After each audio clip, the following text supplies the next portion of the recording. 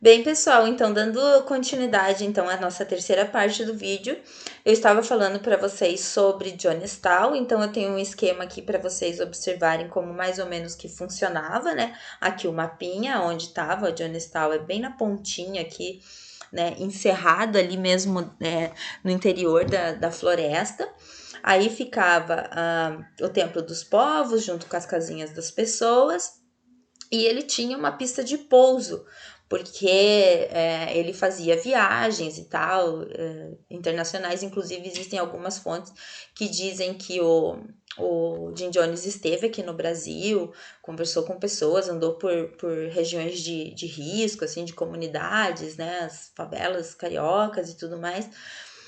Então ele tinha essa locomoção, assim, ele não era um prisioneiro, não era um procurado, não era um criminoso, mas ele sentiu assim que permanecer nos Estados Unidos estaria trazendo algumas dificuldades para ele poder falar, ele poderia sofrer algum tipo de atentado, alguma coisa. Os fiéis da igreja dele começaram a ser perseguidos, então ele resolveu largar os Estados Unidos e montar então essa comunidade, que seria assim uma comunidade que preservaria a igualdade racial acima de tudo, né? Que poderia vir todas as pessoas. E aqui eles viviam num sistema meio comunitário, assim, né? Bem, algumas questões começaram a criar uma certa. Deixa eu só mostrar para vocês antes aqui o logotipo do Templo dos Povos, ó, dos discípulos de Cristo. Né? Então, é o símbolo ali da igreja dele. Tem até na frente, de ver aqui, ó, na entrada ali de Jonestown, na fazenda Bem-vindo ao Templo dos Povos de Jonestown. Pra vocês verem como é uma mata meio cerradona, assim, e tal, né? E como falei para vocês, não tinha só negros, tinham brancos e tal. Mas aí, algumas histórias começaram vamos dizer assim, a ficar meio esquisito, assim, né? Começou a chegar algumas notícias que o Jim Jones, ele, por exemplo, ele tinha grupos armados que faziam a vigia de toda a fazenda ali, de toda a região. O que não é muito legal você pensar em misturar religiosidade, né? Uma religiosidade, uma igreja que era evangélica, portanto cristã, com essa ideia de bala, revólver, vamos matar quem está contra nós e tudo mais.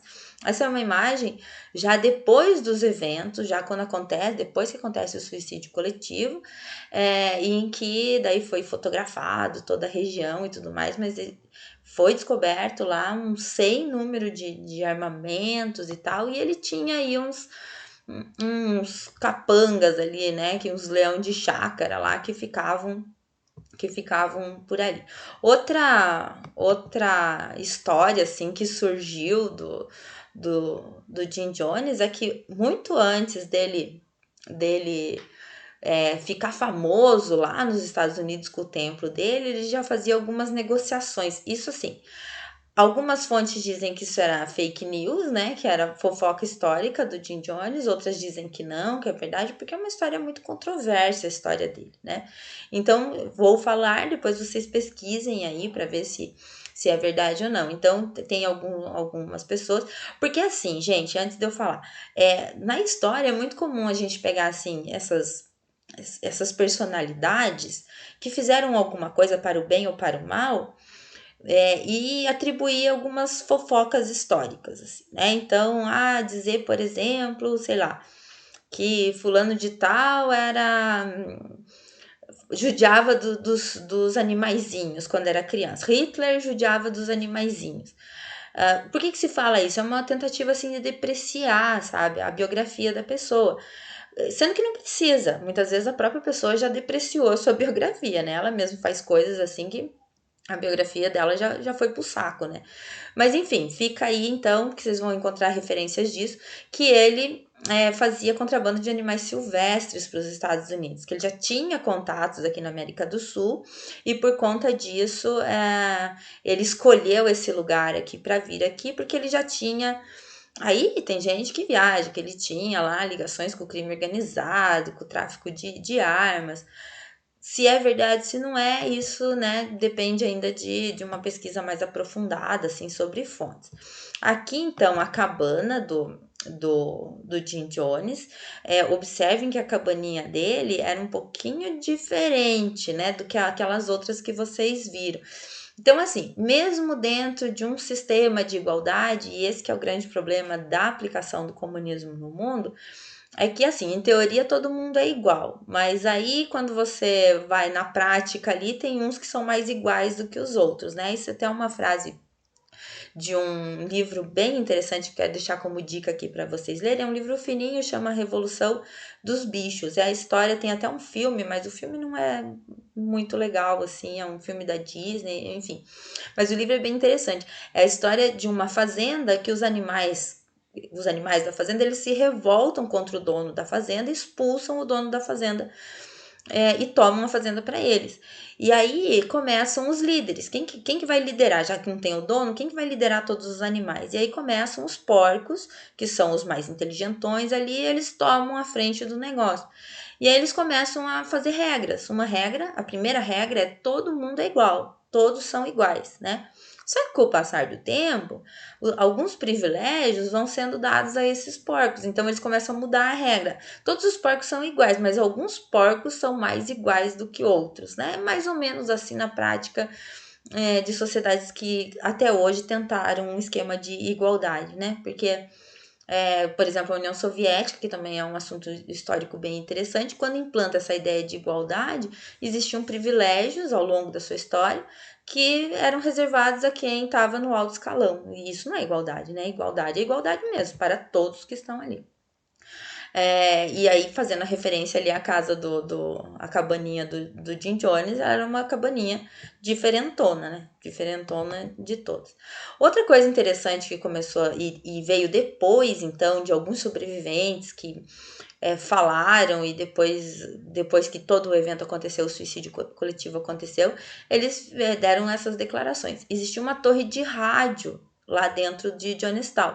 E essa torre de rádio era quase que exclusivamente para o Jim Jones falar, né? Para ele fazer o seu discurso religioso. Então, uma das formas que ele utilizava era falar o dia inteiro. E ele falava assim, ó, quem não trabalha é preguiçoso, se você tá com preguiça, você tem que ir embora. Né? Ele começou a meio que oprimir algumas pessoas ali, né? Porque acho que subiu meio que o poder na cabeça e ele tava meio que responsável ali por todo mundo.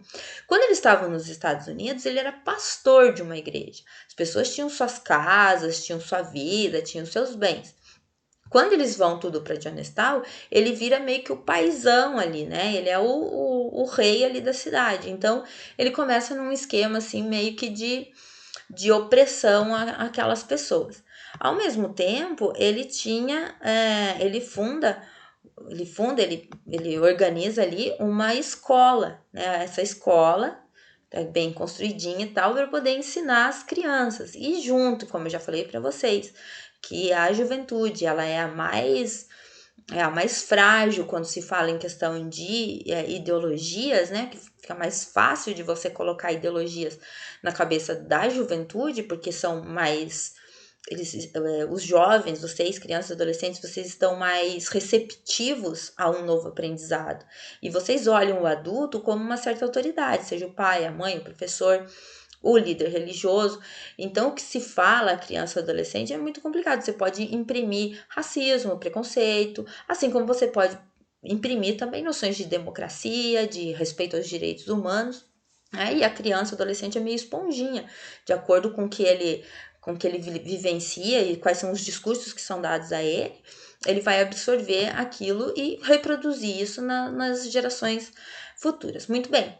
O que acontece? Algumas pessoas lá de dentro da cidade de Jonestown entram em contato com esse congressista norte-americano, que é o Léo Ryan, e como denúncia, sabe? As pessoas começam a dizer assim, olha, nós estamos presos aqui em Jonestown, o Jim Jones não é isso que vocês estão achando que ele é, ele é um cara do mal e não sei o que e tal, e como é um povo norte-americano que está lá, né, apesar de estar em território estrangeiro, a quantidade de denúncias que chega, o congressista ele resolve viajar, ele pega um aviãozinho e vai até Johnstown para verificar em loco o que é que está acontecendo.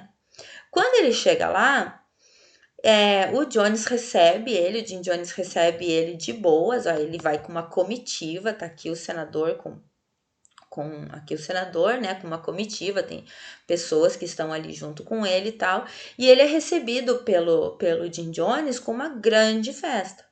E nessa grande festa, todo mundo fala assim: nossa, aqui é maravilhoso de viver, é incrível, é muito legal, é muito jóia e tudo mais. E o senador, o congressista, ele fala: nossa, eu nunca vi pessoas tão felizes. Tem vídeos na internet, sabe, que vocês podem ver de documentários falando sobre o Jim Jones. O congressista falando: nossa, isso é o ideal de democracia, vocês vivem. Eu só vejo pessoas felizes aqui e tudo mais. Quando ele tá lá no meio da festa, uma das pessoas, das pessoas que estão lá, manda um recadinho pro congressista dizendo: olha, isso daqui é tudo uma grande mentira, isso daqui não existe, ele está nos obrigando a ficar aqui e tal, não sei o quê. E o, o senador, ele vai e questiona o Jim Jones, fala assim: Jim Jones, recebi isso daqui, será que é mentira? O que você tá mentindo pra mim e tal? E o Jim Jones fica muito irritado, fala pra ele assim: ó, negócio é o seguinte, é melhor você ir embora daqui, eu não quero você aqui, vai embora e tal. E o congressista pega o aviãozinho lá com a galera dele, né? A Guiana Airways, nossa, eu para inglês uma bosta, mas enfim, pega lá o aviãozinho e estão voltando embora. Só que o Jones pensa o seguinte: olha só a cabeça do Jones, fala assim: nossa, agora ele vai voltar lá para os Estados Unidos, ele vai fazer vai fazer um problema aqui, vai mandar força militar aqui, vão invadir o meu lugar. Então o que eu vou fazer? Eu vou matar essa galera. Foi isso que ele fez. Estão vendo os corpinhos aqui, ó? É os corpinhos aqui. Tem algumas cenas, moçada, são a comitiva do congressista, do Léo Ryan.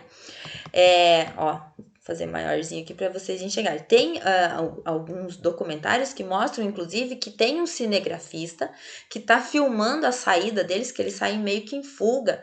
O congressista leva umas facadas lá de um capanga do Jim Jones. E aí depois eles começam a atirar. E tem um cinegrafista do congressista que ele tá filmando quando ele é atingido, sabe? São cenas bem, bem fortes, assim, bem cruéis. Enfim, ele mata todo mundo, né? Ele mata, as vítimas estão aqui, ó. Eram essas as pessoas que estavam junto com o Léo Ryan, né? O congressista Léo Ryan, um repórter gráfico do São Francisco Examiner aqui, Robert Brown, Don Harris, né? Enfim, pessoas que estavam junto na comitiva.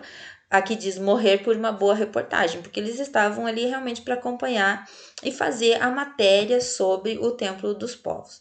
Muito bem. Quando Jim Jones vê que o negócio ali deu ruim para ele junta toda a galera lá em Johnstown e aí ele propõe a ideia de suicídio coletivo que a gente vai ver na última parte desta aula, tá bom? Não percam então a última parte.